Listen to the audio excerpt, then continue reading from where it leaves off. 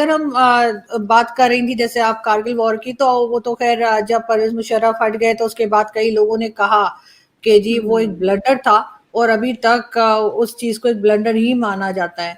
लेकिन अगर हम बात करें डॉक्टर जयशंकर की, तो उन्होंने एक बार फिर टेररिज्म के साथ पाकिस्तान के ऊपर बात की है, और उनका फिर वही कहना है कि टेररिज्म को बंद किया जाए तो फिर पाकिस्तान से बात की जा सकती है। आपने अगर वो न्यूज देखी हो, आप क्या कहेंगे? बिल्कुल, डॉक्टर जयशंकर की फॉरेन पॉलिसी, उनके आप स्टेटमेंट्स लीजिए, स्पीचेस लीजिए, मुझे लगता है कि एक बहुत ही इंसाइटफुल, बहुत ही सुलझे हुए, बहुत ही क्लियर थिंकिंग वाले फॉरेन मिनिस्टर है इंडिया के एज ऑफ टुडे। और वो उनको ही कहीं पे भी वो कंफ्यूजन का स्कोप नहीं रखते, कहीं पे भी वो एम्बिग्यूटी में बात नहीं करते, बहुत सीधी सटाक बातें करते हैं। और ये मानना पड़ेगा कि इंडिया की जो फॉरेन पॉलिसी है या विजन ऑफ द वर्ल्ड है, उसको बहुत अच्छे से आर्टिकुलेट करते हैं। प्राइम मिनिस्टर मोदी का जो विजन है, उन्होंने बहुत ही खूबी के साथ वो बताते हैं। और जो स्टेटमेंट दिया है डॉक्टर जयशंकर ने, वो बिल्कुल मैं कहूंगी कि जो ग्राउंड पे सेंटिमेंट है इंडिया में, उसी सेंटिमेंट को उन्होंने बहुत अच्छे से रिप्रेजेंट किया है।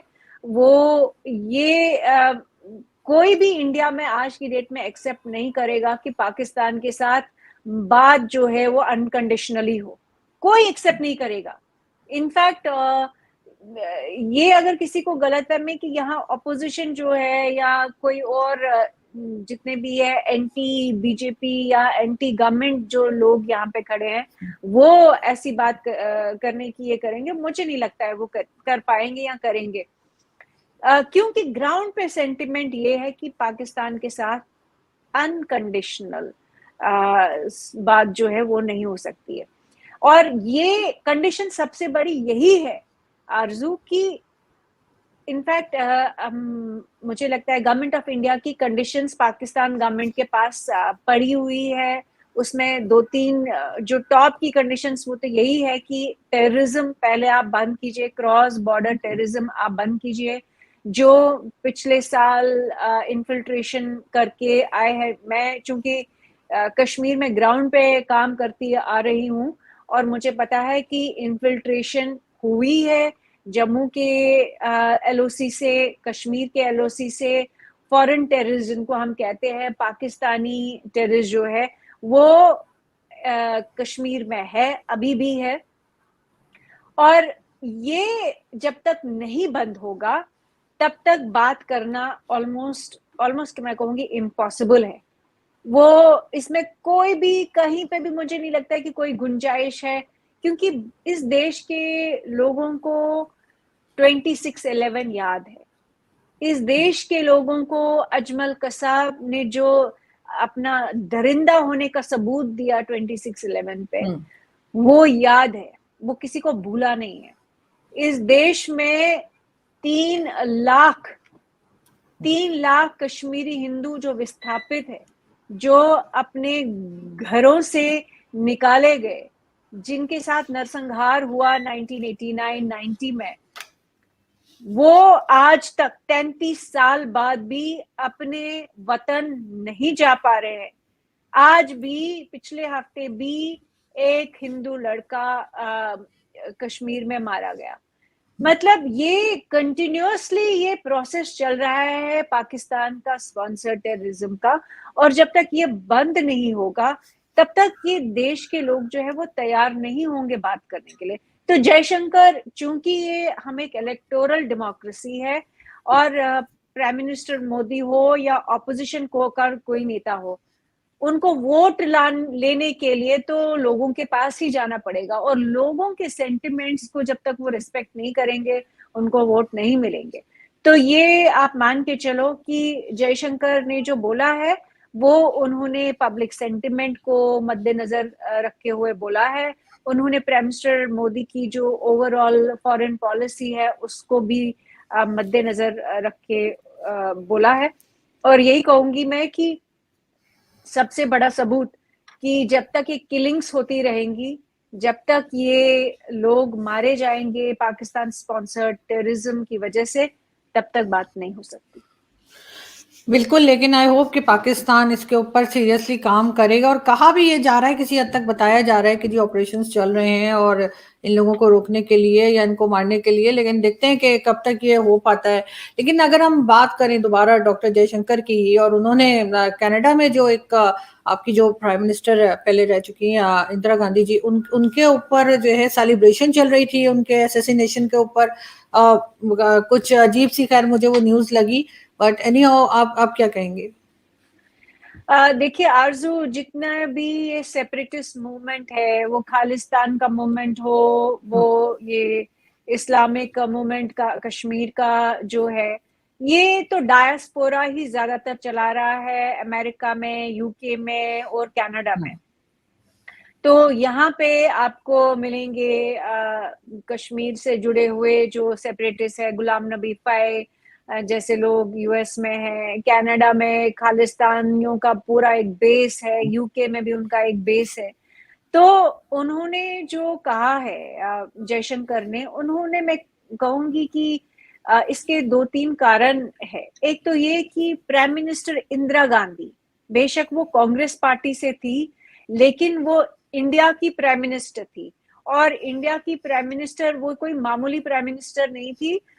उसको तो सारे लोग यूनानिमसली उनको मतलब गॉडेस के रूप में देखते थे, दुर्गा, माँ दुर्गा के रूप में देखते थे, कि वो इतनी पावरफुल और इतनी स्ट्रांग प्राइम मिनिस्टर थी कि ऑपोजिशन और रूलिंग, कांग्रेस, बीजेपी, हर कोई पार्टी ये मानेगा कि वो रिस्पेक्ट डिजर्व करती है, और उनकी असैसिनेशन पे कोई सेलिब्रेट करे, ये किसी को बर्दाश्त नहीं होगा। इंडिया में कोई भी बर्दाश्त नहीं करेगा, बेशक आज बीजेपी की सरकार है। बिल्कुल। दूसरी बात ये कि इंडिया आज मोहताज नहीं है कनाडा का, यूएस का, यूके का, कि हम कोई भीख नहीं मांग रहे हैं। पाकिस्तान की हालत इकोनॉमिकली खराब है, पाकिस्तान भीख मांग रहा है वेस्ट से, और उसी भीख की वजह से वो आगे चल सकते हैं, पाकिस्तान की आर्मी मिलिट्री चल सकती है, लेकिन इंडिया की कोई ऐसी कंपल्शंस नहीं है। इंडिया का एक अपना वजूद है, इंडिया की अपनी एक इकोनॉमिक स्ट्रेंथ है, इंडिया का एक जो पोटेंशियल, जो अभी भी एक अनटैप्ड पोटेंशियल है, उसमें सारी दुनिया इन्वेस्ट करना चाहती है। तो ये कोई कि हमको कोई मजबूरी नहीं है कि हम किसी की भी जलालत से है, कोई भी हमको ह्यूमिलेट कर ले और हम लोग चुप रहेंगे, वैसा नहीं है। ये वैसा इंडिया नहीं है जो 1990 में था, जब हम लोगों के पास, हम लोग इकोनॉमिकली बहुत कमजोर थे, बैलेंस ऑफ पेमेंट क्राइसिस था, हम लोगों को आईएमएफ के पास जाना पड़ा था।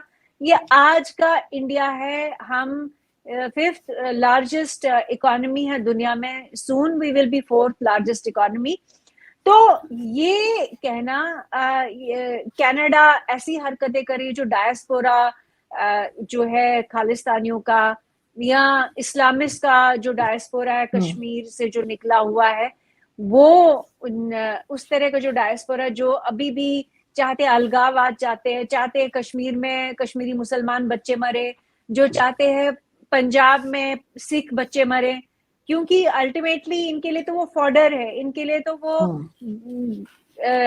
जो बिल्कुल इनोसेंट कश्मीरी मुस्लिम्स है या इनोसेंट सिख है पंजाब में, वो इस ये सेपरेटिज्म में वो उनकी जाने जाए, इनको कोई परवाह नहीं है। इनको ये है कि ये इंडिया को डिस्टेबलाइज रखना चाहते हैं, ये सारे जो सेपरेटिस्ट एलिमेंट्स है, और इनको चूंकि वेस्ट में डेमोक्रेसी है, वेस्ट में इतनी लिबर्टी है, कि ये सारी उन लिबर्टीज का नाजायज फायदा उठा रहे हैं। वो सारा जो वैसे ही कनाडा, यूएस, यूके, इन लोगों को तो होश ही नहीं, इन कंट्रीज को तो होश ही नहीं है कि इनके साथ क्या हो रहा है अंदर ही अंदर। मतलब इनके साथ इतना कुछ हो गया कि सितंबर 11 हुआ, इनके साथ इतना कुछ हो गया कि यूएस में इतने टेरर अटैक्स हुए, यूके में शरिया कोर्ट्स बन गए, यूके में ग्रूमिंग गैंग्स है।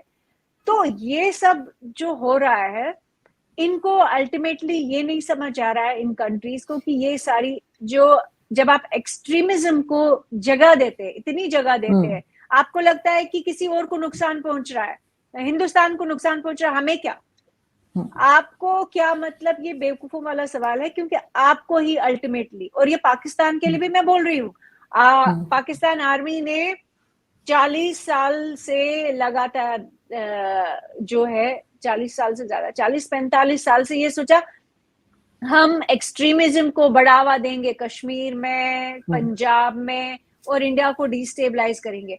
हुआ क्या? हुआ ये कि वो ही मॉन्स्टर जो इन्होंने क्रिएट किया फंडामेंटलिज्म का, इस्लामिक फंडामेंटलिज्म का या सिख फंडामेंटलिज्म का, वो इनको काटने को आ रहा है। वही अब आप तहरीक लब्बायक के रूप में देख रहे हैं, और वही आप जितने भी ये सारे रेडिकल टेरर ग्रुप्स जो पाकिस्तान के अंदर है, तहरीक तालिबान पाकिस्तान जो है, वो सारे रेडिकल ग्रुप्स ने किसको नुकसान पहुंचा है? अल्टीमेटली पाकिस्तान को। तो वही कहानी कनाडा को के लिए भी अप्लाई होती है, वही यूएस यूके के लिए भी अप्लाई होती है। जितना भी आप एक्सट्रीमिस्ट को जगह दोगे, उनको यूज करोगे दूसरों के लिए, वो अल्टीमेटली आपको ही खाने को आएंगे। इससे आप कभी भी बच नहीं सकते। बिल्कुल।